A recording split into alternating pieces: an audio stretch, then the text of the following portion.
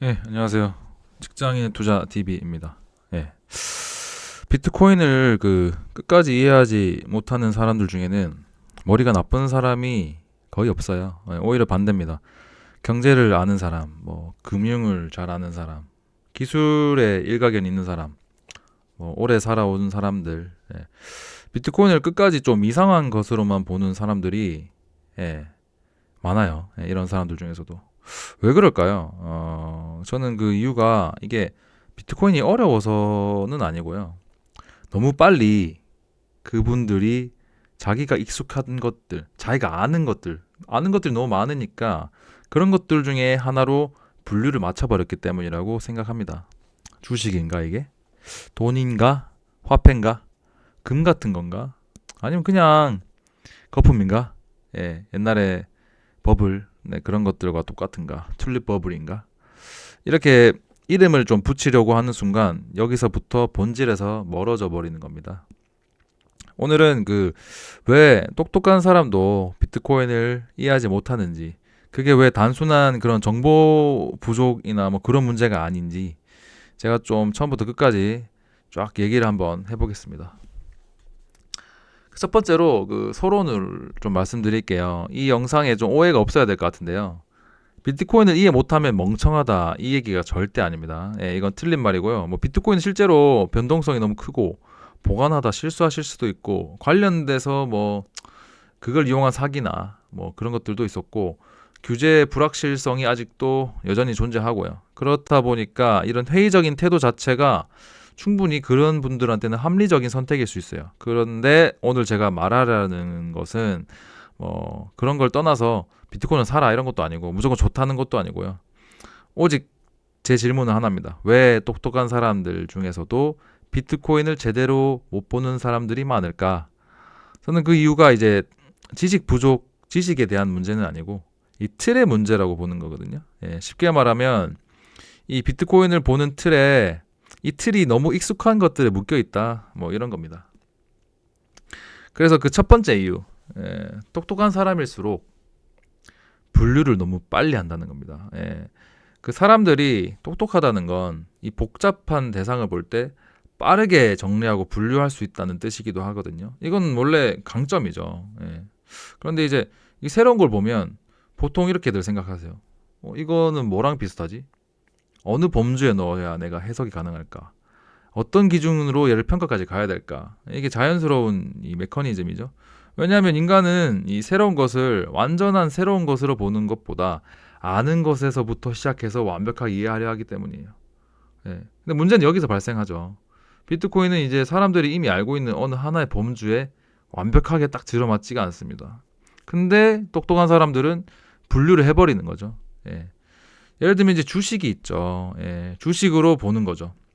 비트코인을 딱 처음 봤는데 금융 감각이 좀 있으신 분들, 주식 투자 좀 해보셨던 분들은 어 이게 그래서 뭘 벌어다 주는데 나한테 이익이 나오냐 또는 배당이 있냐 얘들이 뭘 생산해서 계속 잘 팔리는 그런 회사냐 이런 질문들 좋은 질문이죠. 주식을 분석하고 회사를 분석할 때는 아주 중요한 질문들이죠. 왜냐하면 이제 주식은 이제 기업이 돈을 벌어다 줘야 되고 그 돈이 쌓여서 이제 그 쌓인 그 결과치가 이제 가치까지 이어지기 때문입니다. 그런데 이 비트코인은 그런 구조가 아니거든요. 회사도 아니고요. 뭐 사업 계획서가 있는 것도 아니고요. 누가 뭐 매출을 내 가지고 주주에게 돌려주는 것도 아니죠. 여기서 이제 바로 이제 주식 투자하시는 분들은 아무것도 안 벌어다 주네. 그럼 가치가 없잖아.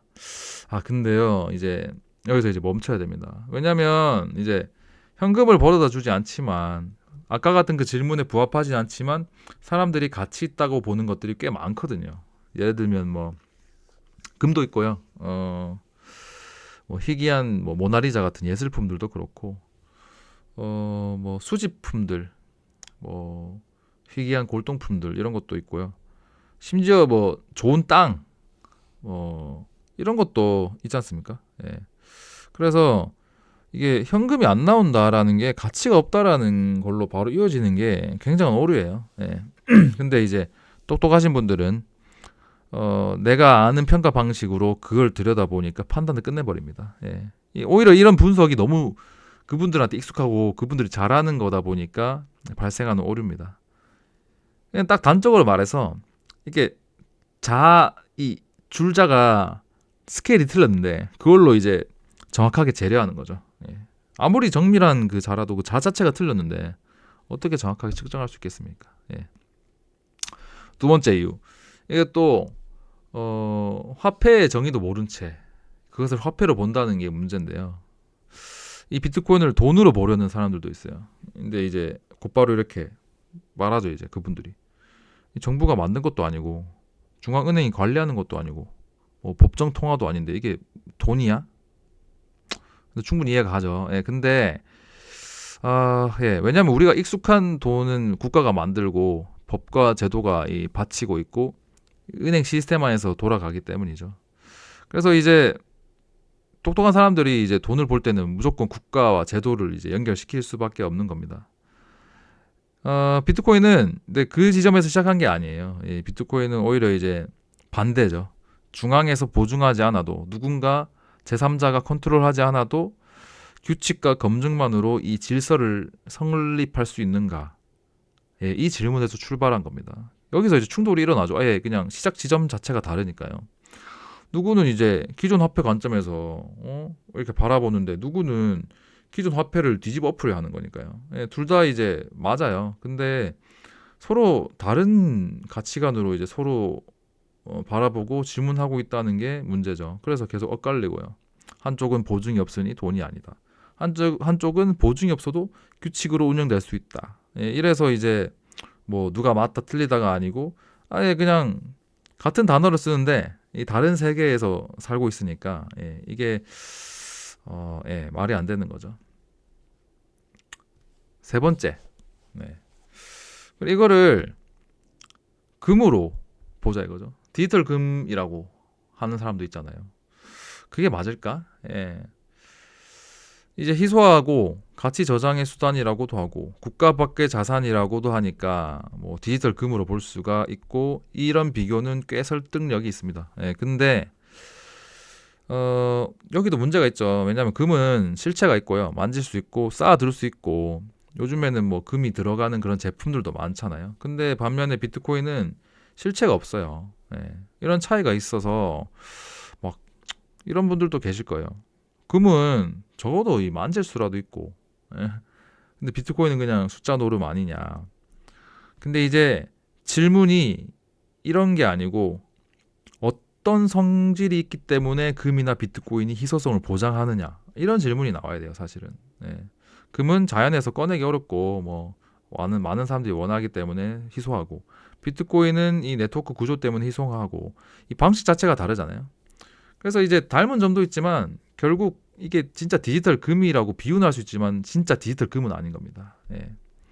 근데 사람들이 이제 똑똑한 분들은 그냥 이게 디지털 금이구나 라고 이름을 붙여버리면 좀 이해가 된 것 같거든요. 근데 이제 이런 이름을 붙여버리는 게 다른 진짜 본질들을 가려버리는 거죠. 예. 그래서 어떻게 보면 이렇게 좀 설명 불가능하다는 그런 면들이 비트코인의 본질인데 그런 걸 좀 파악하기가 어렵습니다. 그리고 네 번째 이유, 네트워크 자산은 항상 초기에 하찮아요, 실제로. 예. 과거를 떠올려 보면 컴퓨터를 쓰는 사람이 많이 없을 때도 사람들은 컴퓨터에 대해서 의구심을 품었었잖아요. 예. 누가 그걸 쓰겠냐. 그리고 전화 같은 것도 나 혼자 전화기를 들고 있다면 아무도 쓰지 않으니까 이 전화기가 쓸모가 없어져요. 그런데 어느 순간부터 한두 명 쓰기 시작하고 많은 사람들이 쓰기 시작하고 전 세계 사람들이 쓰기 시작하니까 이제는 그냥 없어서는 안 될 그런 존재가 돼버리는 거죠. 비트코인도 똑같습니다. 네. 초기에는 사용자가 없었을 때는 약해요. 네트워크 자산 자체가 그런 성질이 있습니다. 그래서 이게 쓰는 사람들이 많아질수록 계속 커지고 처음에는 저거 누가 쓰겠어 하지만 어느 순간 되돌아보면 이게 어떻게 살아남았지? 왜 다들 쓰고 있지? 라는 게 되는 겁니다. 예, 그래서 아직은 좀 하찮은 상태인 것 같아요. 예, 뭐 많은 사람들이 비트코인을 뭐 논하고 울부짖고 있지만 아직 제가 보고 있는 미래에 비하면 아직 하찮기 때문에 똑똑한 사람들조차 이런 함정에 빠져 있는 게 아닐까라고 생각을 좀 합니다. 그리고 다섯 번째, 가격을 보다가 좀 본질을 놓치세요. 비트코인은 가격이 좀 시끄럽잖아요. 비트코인이 오르면 이제 똑똑한 사람들이 역시 투기 자산, 투기라고 얘기하고요. 근데 또 내리면 역시 거품, 네, 버블이었다. 네. 그냥 그렇게 말하기 좋아하고요. 본질은 안 봐요. 원래 뭐 좀 사람이 그런 것 같아요. 가격이 좀 미친 듯이 움직이면 이 구조를 살펴볼 생각을 안 하고 감정과 그런 도파민 이런 걸로 반응을 하죠. 그리고 똑똑한 사람들은요 이런 거 싫어해요. 예, 실제로 이런 말 많은 거 별로 안 좋아하거든요.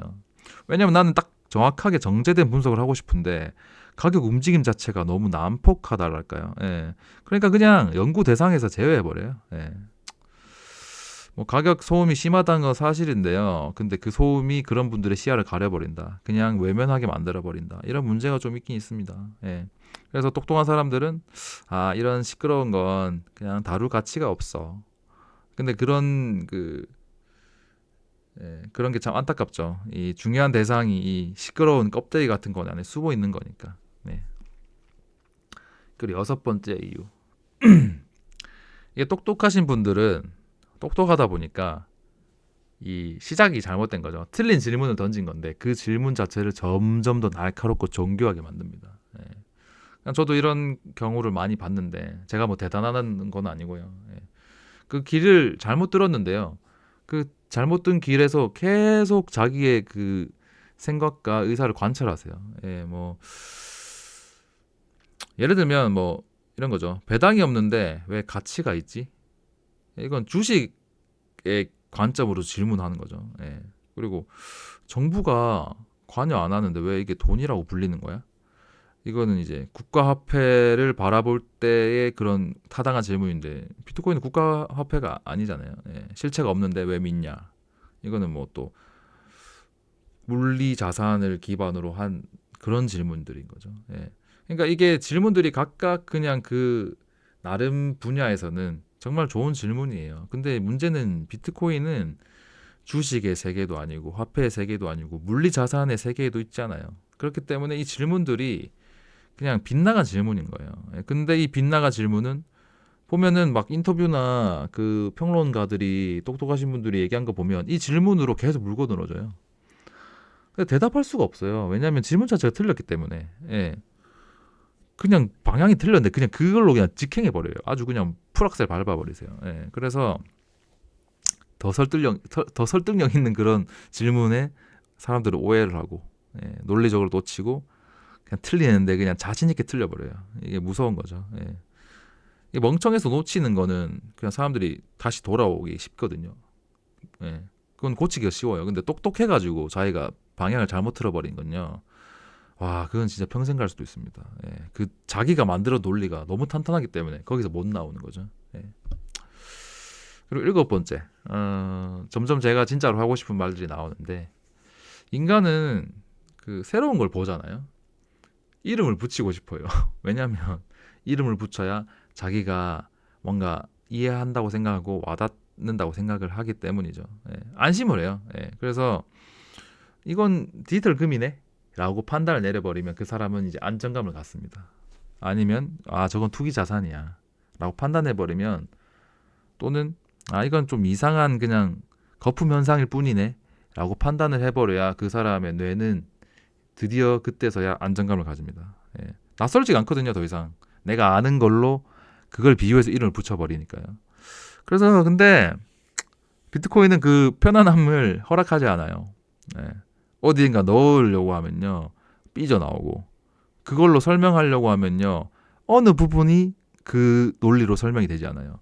뭔가 정의를 하려 해도 이 부분은 이걸로 정의가 안 되는데 근데 이 불편함이 똑똑한 사람들을 등 돌리게 만들어요. 내가 알고 있는 내가 이름을 붙이고 싶은데 뭔가 이름이 붙여지지 않는 부분들, 매끈하게 설명되지 않는 그런 것들, 이게 이제 그 또 함정에 빠지게 만드는 거죠. 네. 그래서 결론입니다. 왜 이 똑똑한 사람들도 비트코인을 이해하지 못할까요? 예, 이 단순한 대상이 아니고 이게 기존 분류 체계로는 그냥 이해가 안 되고 설명되지 않는 대상이기 때문인 것 같아요. 예. 똑똑한 사람들은 이해하는 능력이 뛰어나거든요. 세상 자체를 그냥 바라보는 그 능력 자체가 뛰어난데 그 능력의 핵심이 뭐냐? 결국은 내가 아는 그것들 중에 하나로 분류를 하고 이름을 붙이고 평가를 하는 게 그 능력의 핵심이거든요. 예. 원래는 그게 강점인데요. 이제 비트코인 앞에서는 이제 그 강점이 이제 거의 함정으로 작용하는 그런 거죠. 그래서 비트코인은 기존 언어로는 진짜 끝까지 번역되지 않습니다. 그래서 이해하지 못하는 거예요. 아니 끝까지 번역이 돼야 이해가 되죠. 그 원서를 보는데 원서를 그 마지막 문장까지 그 영어를 딱 끝까지 번역해야 제가 그 한 문단이나 책을 이해하는 거잖아요. 그 이해가 안 되는데 그게 문제인 겁니다. 그래서 비트코인 자체가 어떻게 보면 그냥 기존 자산들 중에 하나로 추가되는 게 아니고 기존 자산의 개념 경계를 완전히 흔들어 놓는 그냥 새로운 종. 그래서 그냥 질문 자체가 바뀌어야 될 것 같아요. 그냥 비트코인 주식일까? 돈일까? 금일까? 이런 게 아니고요. 비트코인은 이거 완전 기존 질서 자체를 새로 쓰게 만드는 그냥 그 새로운 첫 번째 스타트가 아닐까? 그래서 이 가능성 때문에 많은 사람들이 이해 못하지만 저는 또 매력 있는 거라고 생각을 하기도 하고요. 여러분은 좀 어떻게 생각하실까요? 비트코인을 이해하지 못하는 게 뭐 때문이라 생각하실까요? 너무 빨리 그 자기가 익숙한 범주에 넣어버리는 그런 습관 때문일까요? 생각이 다르신 분들이 많을 것 같은데 댓글로 남겨주시면 감사할 것 같습니다. 오늘의 영상의 핵심은 우리는 아직 이 대상을 완벽하게 설명할 언어를 설명할 개념을 찾지 못했다. 그런 게 없을지도 모른다. 이겁니다. 오늘 제가 좀 빠르게 얘기를 해봤는데요. 오늘 제가 말씀드리고 싶은 거는 얼추 말씀드린 것 같습니다. 여기까지 하겠습니다. 감사합니다.